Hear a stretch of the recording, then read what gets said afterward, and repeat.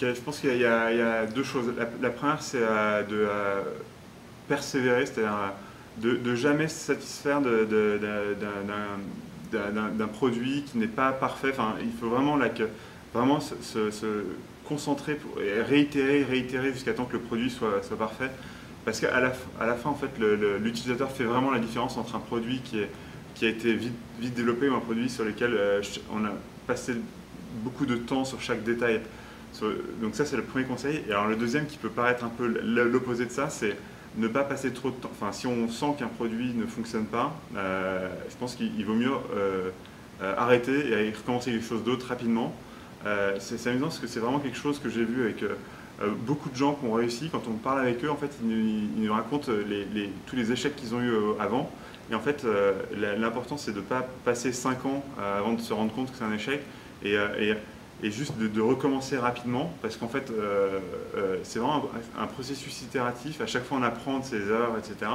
Et au final, c'est en essayant 3, 4, 5, 6 fois qu'on trouve le bon produit. Et voilà.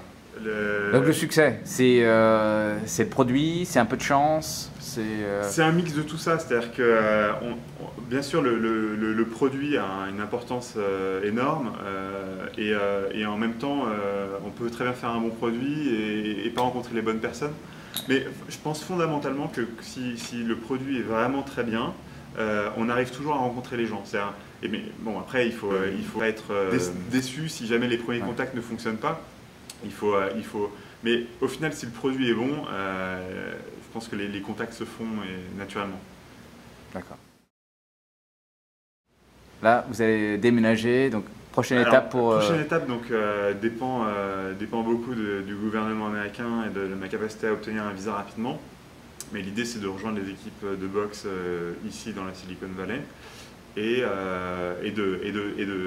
En fait, Folder, c'est à la fois un aboutissement, clairement, parce que voilà, j'ai passé beaucoup de temps dessus, mais c'est aussi, enfin, vraiment, je vois vraiment ça comme un nouveau challenge, qui est le challenge que je m'étais fixé initialement, mais qui est encore plus ambitieux, qui est vraiment de rendre l'expérience de la consommation de son contenu sur son mobile aussi incroyable que possible. Et voilà, et c'est vraiment très excitant comme challenge. Super, merci.